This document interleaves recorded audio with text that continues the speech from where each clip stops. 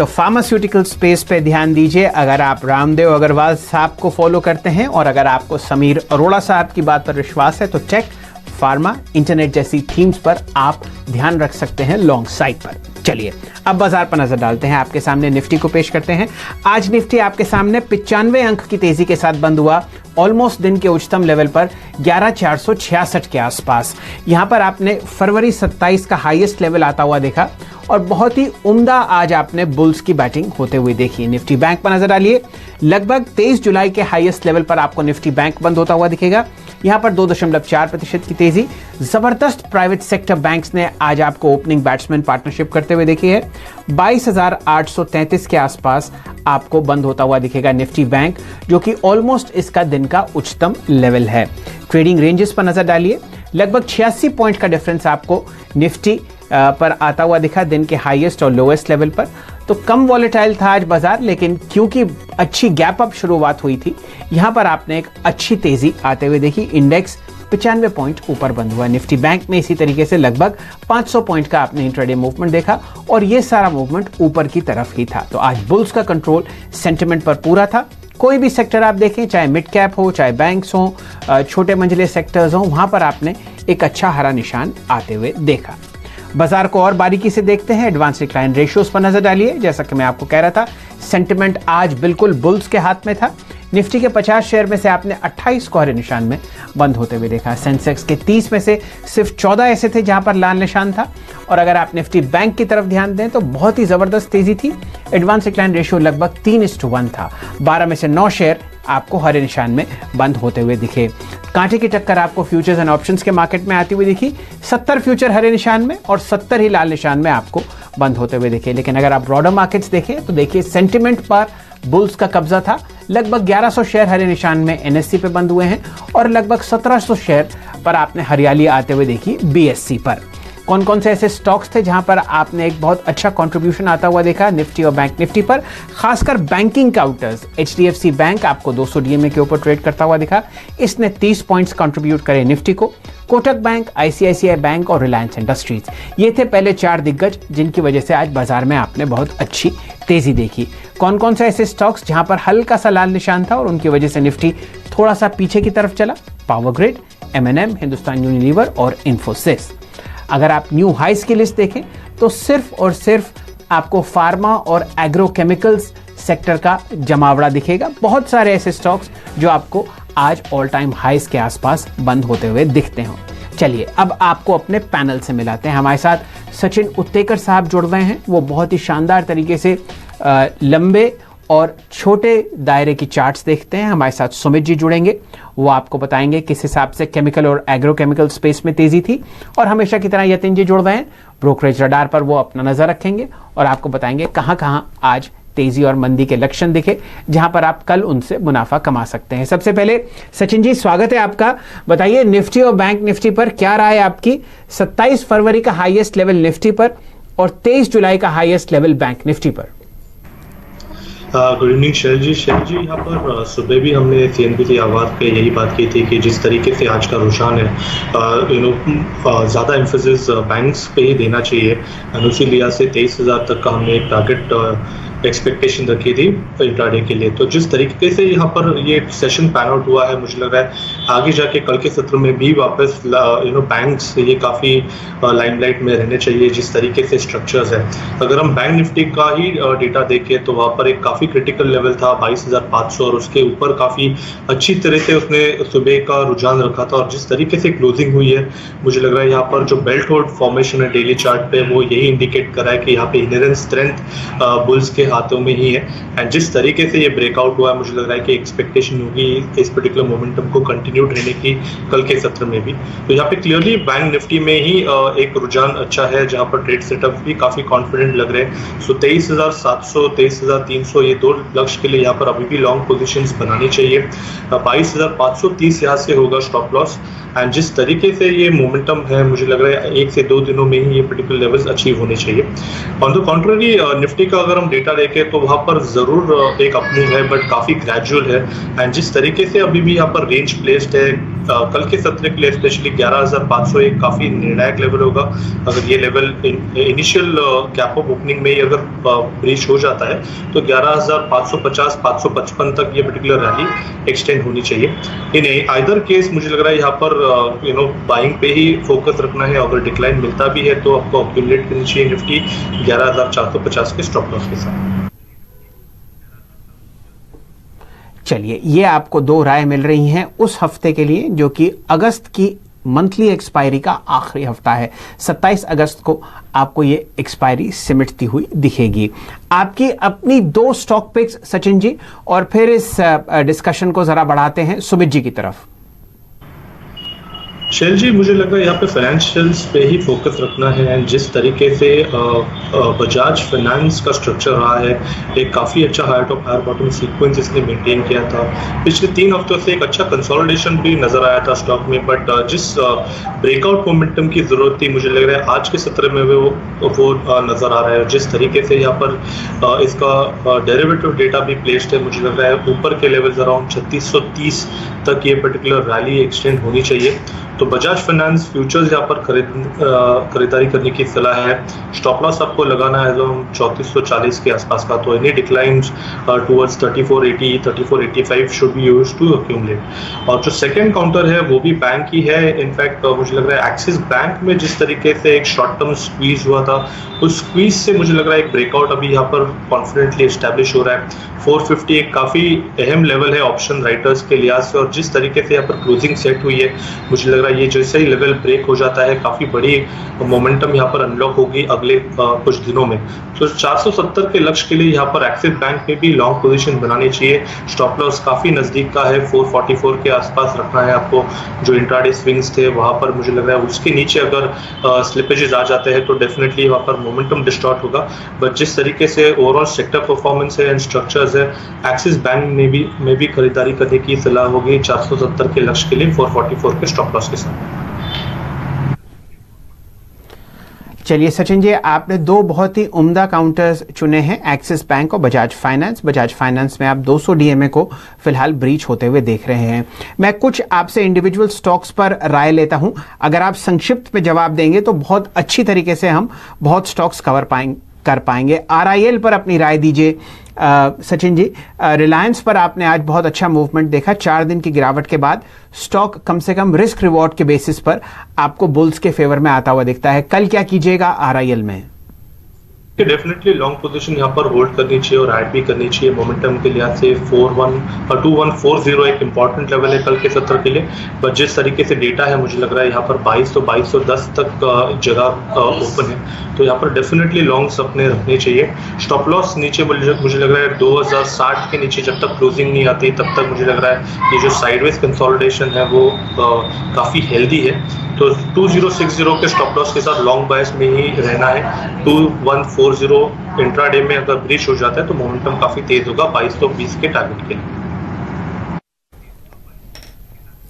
चलिए, एक और मैं लार्ज कैप पर आपकी राय लूंगा। डायरेक्टर साहब, जरा औरोबिंदो फार्मा का चार्ट दिखाइए। कल ये स्टॉक उम्मीद की जा रही है कि एफएनओ से बाहर निकलेगा और बहुत ही अच्छे रिस्क रिवॉर्ड रेशियो में आपको ट्रेड करता हुआ दिख रहा है। आपकी राय औरोबिंदो फार्मा पर सचिन जी, और फिर सुमित जी से राय लेंगे कि किस हिसाब से आज उन्होंने तेजी देखी केमिकल स्पेस में। पहले औरोबिंदो फार्मा। देखिए, क्लियरली यहाँ पर मुझे लग रहा है लॉन्ग कॉल इनिशिएट करना चाहिए। जिस तरीके से पिछले 3 हफ्तों में यहाँ पर एक करेक्टिव रैली हुई थी, मुझे लग रहा है काफ़ी अच्छा अनवाइंडिंग प्रेशर इस पर्टिकुलर काउंटर में आएगा पोजीशन अनवाइंडिंग की वजह से। जिस तरीके से यहाँ पर डेटा प्लेस्ड है मुझे लग रहा है 900 के टारगेट के लिए यहाँ पर वो लॉन्ग पोजीशन मेंटेन करनी है आपको।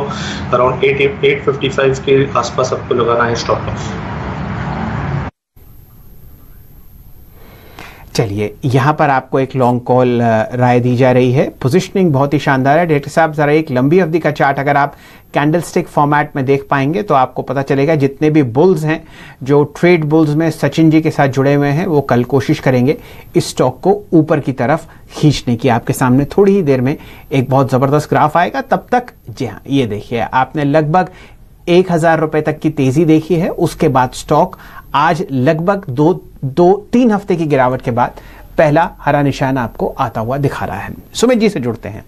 स्वागत है आपका मेहरोत्रा साहब। बताइए आज केमिकल स्पेस में क्या हुआ, चाहे फर्टिलाइजर काउंटर्स हो, एग्रो केमिकल स्पेस हो या एपीआई स्पेस हो, हर तरफ तेजी थी। क्या देखा आपने?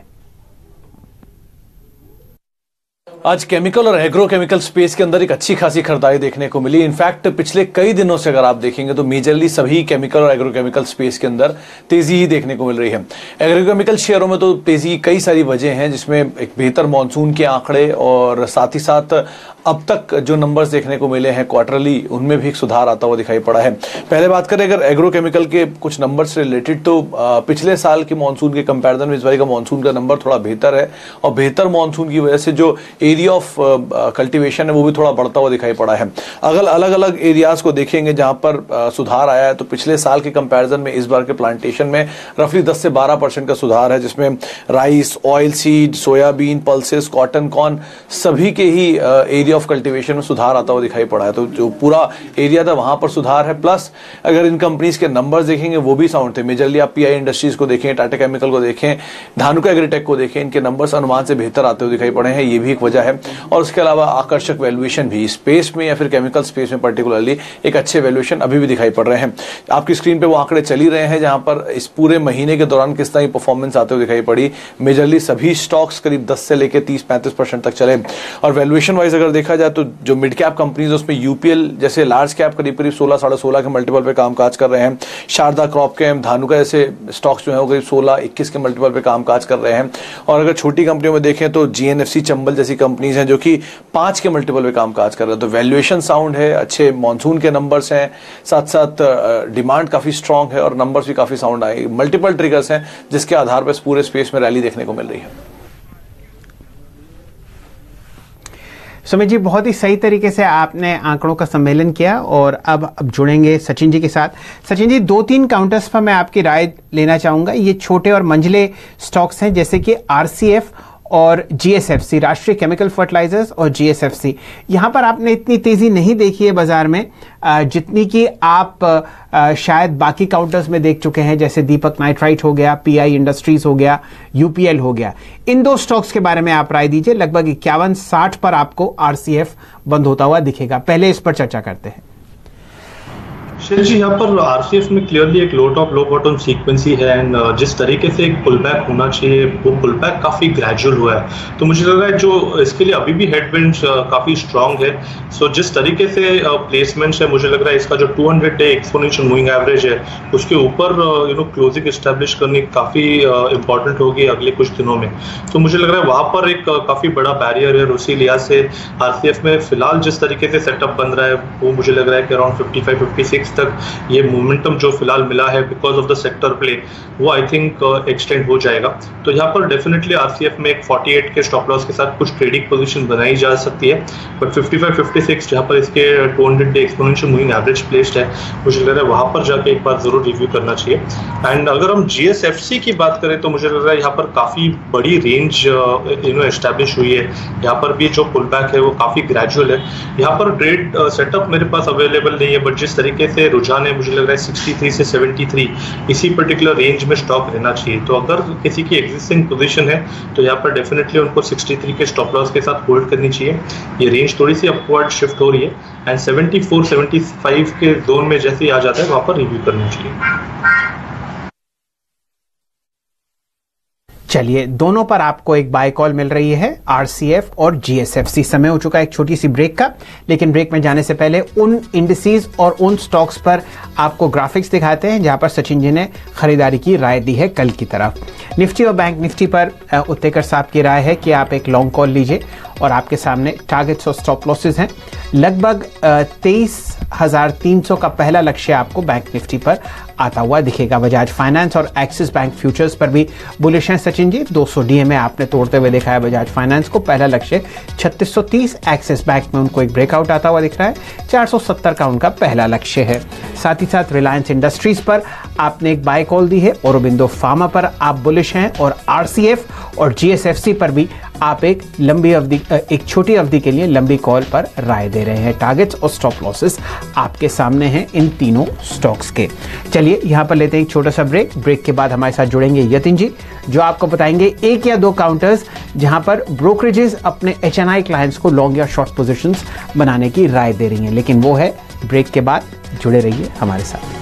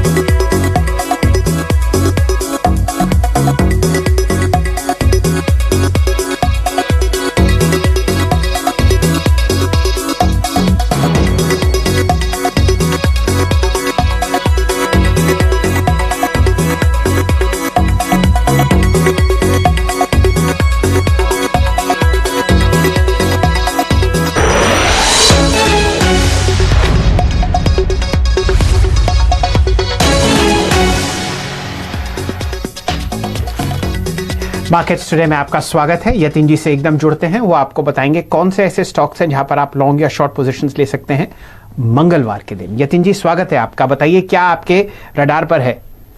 नमस्कार शैलेंद्र जी। देखिए, दो स्टॉक्स जो वायदे बाजार में हैं फोकस पे, उनमें से सबसे पहले है एक्साइड इंडस्ट्रीज। और हमने ये देखा है कि ऑटो और ऑटो एंसिलरी शेयर्स पिछले 7-8 दिनों से फोकस पे हैं। काफी सारी प्राइस एंड वॉल्यूम एक्टिविटी वहां हमको देखने को मिल रही है। इनफैक्ट अगर आप एक्साइड की बात करें तो डीलिंग रूम्स को ऐसे लगता है कि जिस हिसाब से रिप्लेसमेंट मार्केट में काफी अच्छा डिमांड सेटअप दिख रहा है, खास करके बैटरी स्पेस में, उसका सीधा लाभ एक्साइड को होना चाहिए। इसके अलावा 1 सितंबर से डीलर्स ये भी कह रहे हैं कि शायद बैटरी के प्राइसेस में रिवीजन होगा ऊपर की तरफ, तो एक प्राइस हाइक यानी कि भाव में बढ़ोतरी भी हमको देखने को मिल सकती है बैटरीज में, क्योंकि लेड प्राइसेस जो है इंटरनेशनल मार्केट में काफी बढ़ चुके हैं। तो इनपुट कॉस्ट बढ़ते हुए ये कंपनी प्राइस हाइक का ऐलान भी कर सकती है। एक्साइड पे ध्यान दीजिए, यहां डीलिंग रूम्स को 180 से 185 के लेवल्स दिख रहे हैं शॉर्ट टर्म में। इसके अलावा बाटा इंडिया, और जिस हिसाब से हमने कंजम्पशन स्टॉक्स में और कंज्यूमर डिस्क्रिशनरी में काफी तेजी आती हुई देखी है, वहां बाटा इंडिया का शेयर भी फिट बैठता है। डीलिंग रूम्स को लगता है कि 40 से 50 रुपए की यहां हमको शॉर्ट टर्म में अपसाइड देखने को मिल सकती है। और अगर आप रोल ओवर्स का डेटा भी देखें तो अगस्त सीरीज से सितंबर सीरीज में लगभग 26% कॉन्ट्रैक्ट्स रोल हो चुके हैं लॉन्ग साइड पे। तो काफी अच्छी पोजीशन बिल्डअप हमको बाटा इंडिया में भी दिखाई दे रही है। और अगर आप बात करते हैं मिड कैप्स में, तो डीसीबी बैंक पे डीलर्स की नजर है।